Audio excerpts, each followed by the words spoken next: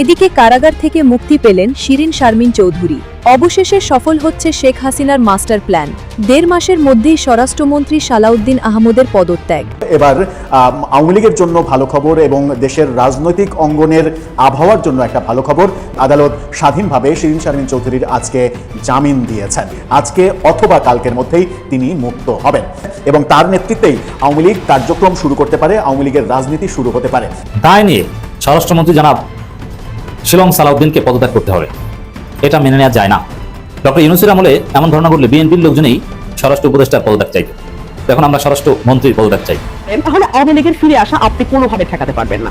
আওয়ামী লীগের ফিরে আসা কেউ কোনোভাবে ঠেকাতে পারবেন না। তাদের প্রত্যাবর্তন হতে পারে। সম্প্রতি বেসরকারি এক টেলিভিশনের টক শোতে অংশ নিয়ে এমন আশঙ্কা প্রকাশ করেছেন রুমিন ফারহানা।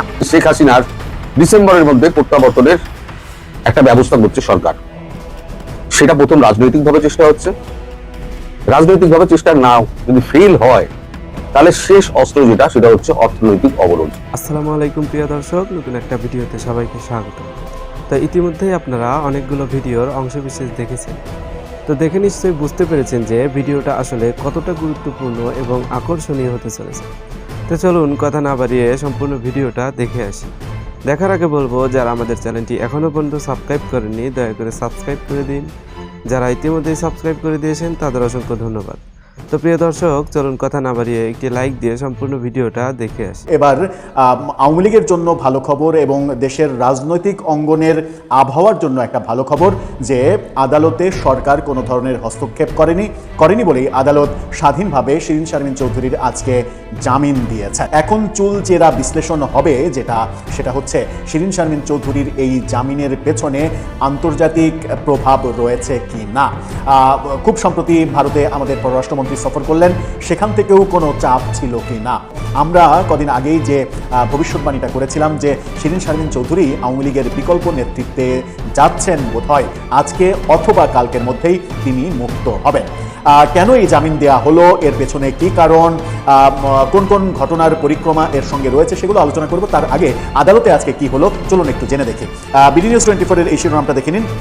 তারা বলছে, সাবেক স্পিকার শিরিন শারমিন চৌধুরীর জামিন, মুক্তিতে বাধা নেই। আজ অথবা কালই কারাগার থেকে মুক্ত হবেন বলে আশা করছি, এমনটা তার আইনজীবী জানিয়েছেন। ঢাকার অতিরিক্ত মুখ্য মহানগর হাকিম জাকির হোসাইন আজকে শুনানি নিয়ে এই আদেশ দিয়েছেন বলে প্রসিকিউশন বিভাগের এসআই আশরাফুল আলম নিশ্চিত করেছেন গণমাধ্যমকে। আর কোনো মামলায় আটকাদেশ না থাকায় শিরিন শারমিনের কারামুক্তিতে বাধা নেই বলে জানিয়েছেন তার আইনজীবী হামিদুল মিসবাহ। তিনি জানিয়েছেন, শিরিন শারমিন চৌধুরীর আর কোনো মামলায় আটকাদেশ নেই, আমরা জামিননামা দাখিল করব, আজ অথবা কালই তিনি কারামুক্ত হবেন। আসামির পক্ষে জামিন চেয়ে শুনানিতে আইনজীবী ইবনুল কাউসার বলেন, মামলায় শিরিন শারমিন চৌধুরীর সম্পর্কে একটা শব্দও নেই, এজাহারে শুধু নাম, তার জায়গায় তার নাম আছে, তার কোয়ালিফিকেশন সম্পর্কে সবাই জানে। এবং এই আইনজীবী বলেন, তিনি দীর্ঘদিন থেকে অসুস্থ। 2024 সালের 5 আগস্টের পরে তিনি এক ধরনের গৃহবন্দী ছিলেন, তার কোনো ট্রিটমেন্ট হয়নি। তিনি অনেকগুলো রোগে ভুগছেন, অন্তত 10টা রোগের নিয়মিত ওষুধ তাকে খেতে হয়। সেই ওষুধগুলো সবগুলো আবার বাংলাদেশে পাওয়াও যায় না, এরকম কথা বলা হয়েছে যে বেশ কয়েক বছর আগে তিনি একবার স্ট্রোক করেন। সেই স্ট্রোকের পরে তিনি বেশ অসুস্থ অবস্থাতেই ছিলেন, নিয়মিত তাকে বিদেশে চিকিৎসা নিতে যেতে হতো। কিন্তু 2024 জুনে তার বিদেশে চিকিৎসা নিতে যাওয়ার কথা থাকলেও তখন পরিবেশটা পারমিট না করায় তিনি বিদেশে যেতে পারেননি। সর্বশেষ এতদিন তার কোনো সুচিকিৎসা হয়নি, সে কারণেই তার জামিন প্রয়োজন। এই ব্যাপারগুলো আসামি পক্ষের উকিল তুলে ধরেছেন। রাষ্ট্রপক্ষের উকিল বিরোধিতা করেছেন, এটা হত্যা মামলা, এটা সাধারণ দুর্নীতির মামলা না যে তাকে জামিন দেওয়া হবে, এটা হত্যা মামলা, তাকে আটকে রাখতে হবে। এই ব্যাপারগুলো যুক্তি হিসেবে উপস্থাপন করা হয়েছে আদালতে, কিন্তু আদালত শিরিন শারমিন চৌধুরীর জামিন নিশ্চিত করেছেন। এটা একটা বড় খবর। এটা বড় খবর এই কারণেই যে প্রফেসর ইউনূস তার 1.5 বছরের শাসনামলে যেভাবে আদালতকে করায়ত্ত করেছিলেন, আদালতের ওপরে এক ধরনের গজব নাজিল করেছিলেন, আদালতকে বাধ্য করেছিলেন বিভিন্ন সিদ্ধান্ত নিতে, এবং আদালত মবের ভয়ে কোনো জামিন দিতে পারেনি। জামিনযোগ্য মামলা হলেও, জামিন তার প্রাপ্য অধিকার হলেও কোনো আসামিকে জামিন দেওয়া হয়নি। নিম্ন আদালতে বেশিরভাগ ক্ষেত্রেই এই ব্যাপারগুলো ঘটেছে এবং এই ব্যাপারগুলো প্রফেসর ইউনূস এবং তার মেটিকুলাস আইন উপদেষ্টা আসিফ নজরুল তারা মিলে এই ঘটনাগুলো ঘটিয়েছেন। তার একটা বড় পরিবর্তন আমরা দেখলাম বিএনপি সরকারের আমলে শিরীন শারমিন চৌধুরীর এই জামিন দেওয়াটা। যখন তাকে গ্রেপ্তার করা হয় তারপরে একটা ভিডিওতে আমরা আলোচনা করেছিলাম যে খুব শীঘ্রই হয়তো তার জামিন হবে এবং তিনি হয়তো আওয়ামী লীগের মানে ভারপ্রাপ্ত কোনো দায়িত্ব পেতে যাচ্ছেন এবং তার নেতৃত্বেই আওয়ামী লীগ কার্যক্রম শুরু করতে পারে, আওয়ামী লীগের রাজনীতি শুরু হতে পারে।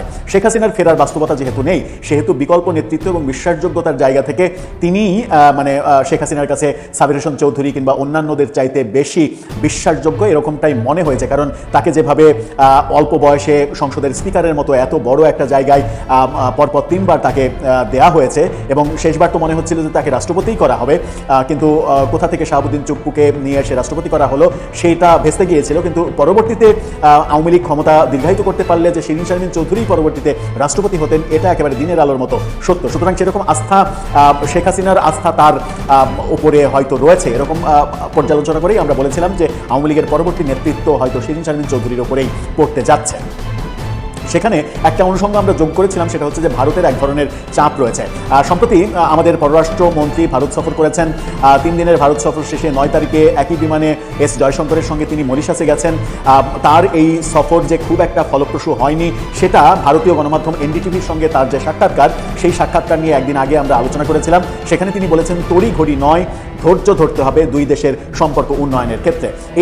এই শব্দগুলো ব্যবহার এবং এই বাক্যের ব্যবহারেই ধরে নেওয়া যায় যে তার সফরটা খুব একটা ফলপ্রসূ হয়নি। ভারতীয় সাংবাদিকরা বিভিন্নভাবে গত 3-4 দিন ধরে দাবি করে আসছেন যে আলোচনা এবং সমঝোতা কিংবা সম্পর্ক উন্নয়নের ব্যাপারগুলো মূলত ভেস্তে গেছে 2টা পয়েন্টে। একটা হচ্ছে শিরীন শারমিন চৌধুরীর গ্রেপ্তার, আরেকটা হচ্ছে সংসদে সন্ত্রাস বিরোধী আইন পাশ করে আওয়ামী লীগের যে নিষেধাজ্ঞা সেই নিষেধাজ্ঞাটাকে দীর্ঘায়িত করা। এই 2টা জায়গাতে ভারতের বড় আপত্তি ছিল এবং বাংলাদেশের যে শেখ হাসিনাকে প্রত্যার্পণ চেয়ে আবার নতুন করে চাহিদা, সেখানেও ভারতের আপত্তি ছিল। মূলত আওয়ামী লীগের রাজনীতি করতে দেয়া এটা ভারতের একটা বড় চাপ। এই চাপটা যদি সরকার মেনে নেয় যে আওয়ামী লীগকে রাজনীতি করতে দেওয়া হবে, তাহলে খুব দ্রুত ভারতের সঙ্গে সম্পর্ক উন্নয়নের ঘটনাগুলো ঘটবে। এরকম তথ্য ভারতীয় সাংবাদিকরা গত 3-4 দিন ধরে রেগুলার দিয়ে আসছেন এবং সেখান থেকেই আমরা আলোচনা করেছিলাম যে খুব সম্ভবত খুব দ্রুতই শিরীন শারমিন চৌধুরী তিনি মুক্তি পাবেন এবং নির্বাহী আদেশে প্রফেসর ইউনূসের যে আওয়ামী লীগের ওপরে কার্যক্রম নিষেধাজ্ঞা সেটাও হয়তো উঠে যাবে। কারণ আওয়ামী লীগকে রাজনীতি করতে দিলে বিএনপির কোনো ক্ষতি হবে না, বরং এক দিক দিয়ে তার লাভই হবে। কারণ জামাতকে মোকাবেলা করার ক্ষেত্রে বিএনপি একা কতটা পেরে উঠবে সেটা কিন্তু মাঠের বাস্তবতায় অনেকে এই ব্যাপারে সন্দেহ পোষণ করেন। সেটা একটা বড় ইস্যু। আর একটা বড় ইস্যু হচ্ছে আন্তর্জাতিক একটা বড় চাপ রয়েছে যে ইনক্লুসিভ রাজনীতির পরিবেশ তৈরি করতে হবে। গণতন্ত্রে নির্বাহী আদেশে কোনো দলকে নিষিদ্ধ করে রাখা যাবে না। সেই দলের যারা অপরাধী, যারা মানবতা বিরোধী অপরাধ করেছে, যারা দুর্নীতি করেছে, অপরাধীদের শাস্তির ব্যাপার বিচারের ব্যাপারে কিন্তু কেউ আপত্তি তুলবে না। কিন্তু যখন আপনি গোটা দলকে নিষিদ্ধ করে রাখবেন তখন কিন্তু শুধু ভারত না, সর্বত্র মানে এক ধরনের সমালোচনা এবং চাপ তৈরি হবে এবং সব জায়গা থেকে এই চাপগুলো আসবে।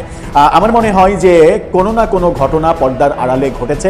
সেই ঘটনার পরিপ্রেক্ষিতেই শিরীন শারমিন চৌধুরীর জামিন প্রাপ্তিটা কোনো বাধাহীন ভাবে সম্ভব হলো।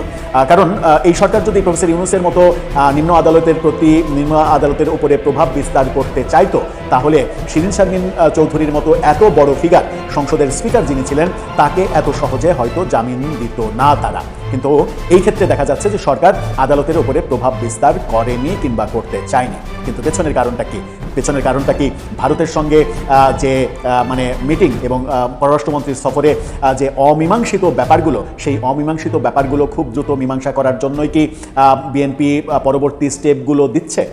আজকে শেখ হাসিনার ডিসেম্বরের মধ্যে প্রত্যাবর্তনের একটা ব্যবস্থা করছে সরকার। সেটা প্রথম রাজনৈতিকভাবে চেষ্টা হচ্ছে। রাজনৈতিকভাবে চেষ্টা না যদি ফেল হয়, তাহলে শেষ অস্ত্র যেটা, সেটা হচ্ছে অর্থনৈতিক অবরোধ। এখন রাজনৈতিক চেষ্টাটা কিরকম? ধরুন, বাংলাদেশের বিএনপি বলুন, জামাত বলুন, সবাই কিন্তু তলায় তলায় ভারতের সঙ্গে যোগাযোগটা রাখছে।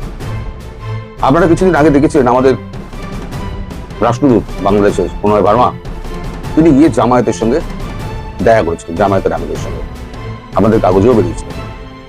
জামায়াত কিন্তু এখানেও ভারতবর্ষেও প্রতিনিধি দল পাঠিয়েছে। এখন বিএনপি যে এইটা করতে পারে, সেটা কিন্তু ভারতবর্ষের একটা আন্দাজের মধ্যে ছিল যে বিএনপি ক্ষমতায় বসে চোখ উল্টে দিতে পারে।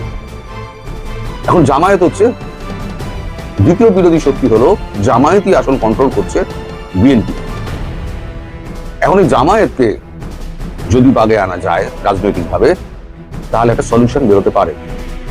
আপনাদের মনে থাকতে পারে যে যখন সংসদে এই শেখ হাসিনা এবং আওয়ামী লীগকে নিষিদ্ধকরণের যখন প্রস্তাবটা উঠলো, সালাউদ্দিন করলেন, তখন জামায়াত কিন্তু তাদের প্রতিবাদটা রেজিস্টার করে রেখে দিয়েছে। রেজিস্টার করা এই কারণে যে ভারতকে একটা বার্তা দেওয়া, আমরা যেটা বলে এসেছিলাম দিল্লিতে যে শেখ হাসিনাকে ফেরানোর ব্যাপারে আমাদের কোনো আপত্তি নেই, আমরা কিন্তু এই প্রস্তাবে সায় দিলাম না। আমরা বলেছিলাম যে এর জন্য আরো একটু সময় দরকার। এগুলো সবই আপনাদের জানা, আমি আপনাদের শুধু স্মরণ করিয়ে দিচ্ছি। এখন 2026 সালের ডিসেম্বরের মধ্যে কেন, এই প্রশ্ন আপনাদের মধ্যে অনেকেই রয়েছেন, অনেকে লিখেছেন কোন সালে ব্যঙ্গ করে।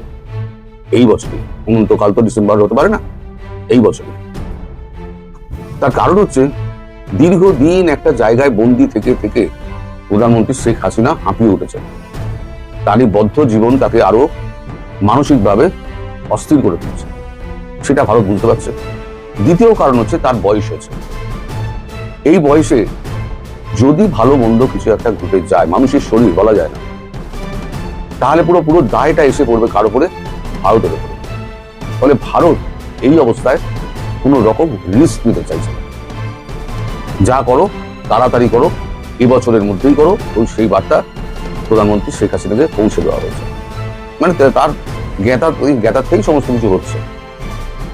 এখন জামায়াতের যে নরম মনোভাব, কারণ জামায়াত জানে দেশ চালাতে গেলে ভারতবর্ষ ছাড়া গতি নেই। জামায়াত তার জন্য তার যে কর্মীদের আছে, তারা এই ভারত বিরোধী যে বক্তব্যগুলো আছে সেগুলোই কিন্তু অনেকদিন আগেই বন্ধ করে দিয়েছে। ভারতের কথা শুনে যে দুটো রকম কাজ চলবে না, এক আপনারা আপনাদের সঙ্গে যোগাযোগ করবেন এবং আরেকদিকে আপনার ভারত বিরোধিতা বক্তব্য রাখবেন, দুটো একসঙ্গে চলতে পারে। একই রেল লাইনে দুটো গাড়ি চলতে পারে। তো এই হচ্ছে সাম্প্রতিক অবস্থা। এই বছরের ডিসেম্বরের মধ্যে বা তারও আগে হতে পারে। পরিস্থিতি কোন দিকে যাচ্ছে আমি প্রতিদিন আপনাদের আপডেট দেবো, প্রতিদিনই আপডেট দেবো। হয়তো প্রতিদিন হবে না, দু একদিন অন্তর অন্তর হয়তো আপডেট যখন হবে তখন আমি দেবো। কিন্তু শেখ হাসিনা দেশে এবছর ফিরছেনই, এটা একেবারে নিশ্চিত ধরে রেখে। এবং সেখান থেকেই তার নতুন কর্মকাণ্ড, রাজনৈতিক কর্মকাণ্ড শুরু হবে, যেখানে বিএনপিকে বাধ্য হয়ে এই সমস্ত ব্যবস্থা গিলতে হবে। কারণ তারেক রহমান আর তার সিংহাসনে থাকতে পারছেন না। তারেক রহমানকে ওই সিংহাসন পরিত্যাগ করে দেশত্যাগ করতে হবে। কারণ 10টি পয়েন্টে তিনি এগ্রি করেছিলেন, সেই 10টি পয়েন্ট থেকে তিনি পুরো বুক ফিরিয়ে নিয়েছেন এবং ভারতকে বোকা বানানোর চেষ্টা করেছেন। ভারত দ্বিতীয়বার সুযোগ দেয়, আমি বলেছিলাম আপনাকে, কিন্তু সেই সুযোগের অপব্যবহার যদি আপনি করেন, আপনি শত্রুর তালিকায় পড়ে যাবেন। আর শত্রুর তালিকায় যে পড়ে সে কিন্তু জীবনে আর ভারতের বন্ধু হয় না। যেমন আমি বলেছিলাম আমেরিকা 54 বছর লেগে গেছিল ভারতের সঙ্গে বন্ধুত্ব করতে, এই যে ঘটনাটাও ট্রাম্প করলেন, এবার 108 বছর লাগবে আবার আমেরিকা ভারত কাছাকাছি আসবে। যে সরকারি এখানে আসুক, বিজেপি একদিন যাবে, অন্য দল আসবে, গণতান্ত্রিক পদ্ধতিতে এটাই হয়। যে সরকারি আসুক, নীতির কিন্তু বদল হবে না। দায় নিয়ে স্বরাষ্ট্রমন্ত্রী জনাব শিলং সালাউদ্দিনকে পদত্যাগ করতে হবে, এটা মেনে নেওয়া যায় না। ডক্টর ইউনূসের আমলে এমন ধারণা করলে বিএনপির লোকজনেই স্বরাষ্ট্র উপদেষ্টার পদত্যাগ চাই। এখন আমরা স্বরাষ্ট্র মন্ত্রীর পদত্যাগ চাই। দর্শক, মব থামছে না, মব করে মানুষ মেরে ফেলা হচ্ছে, পীরদের মেরে ফেলা হচ্ছে, কিন্তু বিএনপি পরিস্থিতির লাগাম টানতে পারছে না। চাঁদাবাজি এক বিন্দু পরিমাণও থামাতে পারছে না, বরং চাঁদাবাজি এমন শিল্পে পরিণত হয়েছে, মানবিক ডাক্তার, হাজারো কিডনি প্রতিস্থাপনকারী এবং একটা বিরাট অংশে ফ্রি ডাক্তার কামরুল ইসলামের কাছেও চাঁদা চাইছে। কেউ নিরাপদ না, কোনো হুজুর, পীর, মসজিদের ইমাম, মসজিদ কেউ নিরাপদ না, কেউ স্বস্তিতে নাই। মসজিদে বিএনপির অশিক্ষিত পান্ডারা বাধা দেয় খতিবকে এবং সেখানে মব সৃষ্টি করে। এই মবের মুল্লুক, সংসদ হচ্ছে মবের মুল্লুক। কারণ সংসদে যা ইচ্ছা বিএনপি তা করছে, যে বিল মন চায় বাতিল করে, যে বিল মন চায় পাশ করে এবং যে বিলের যে জায়গায় সংশোধন করতে মন চায় সংশোধন করে। কোনো জনগণের কাছে জবাবদিহিতা বা এরকম কোনো বালাই নেই, যা মন চায় সেটা করে।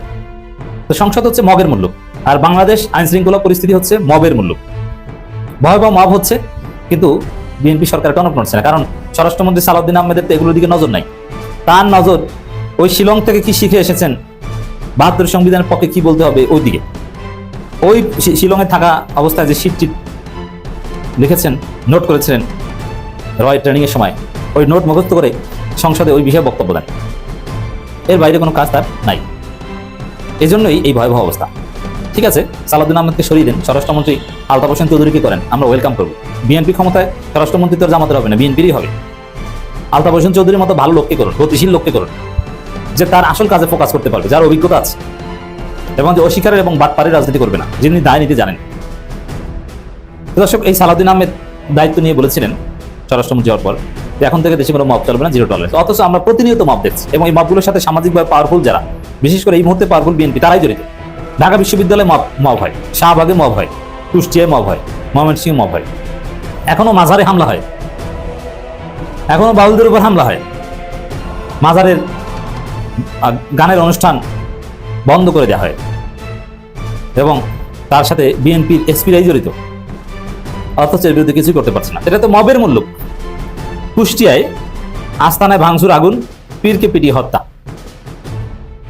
কোন দেশে আমরা বাস করছি? কোন অসভ্য দেশে, যে কোনো একটা দরবারে হোক, সেটা আমাদের কাছে ধর্মীয়ভাবে অগ্রহণযোগ্য দরবার, কোন দরবারে কথিত তাওহীদি জনতা বা কথিত লোক, ওরা খুঁজলে দেখবেন সব বিএনপি। সে রামুর বৌদ্ধ মন্দিরে হামলার সাথে সবচেয়ে বেশি লোক জড়িত ছিল বিএনপির, তারপরে আওয়ামী লীগের, জামাতের কেউ ছিলই না। সামাজিকভাবে যারা পাওয়ারফুল, তারা এই ধরনের ভাঙচুরের ঘটনা ঘটায়। ভাঙচুর করতে, হামলা করতে সামাজিক পাওয়ার লাগে, হত্যা করতে পাওয়ার লাগে। এটা কার আছে এই পাওয়ার? এটা বিএনপির লোকজনের এখন আছে, তারা এই কাজ করছে।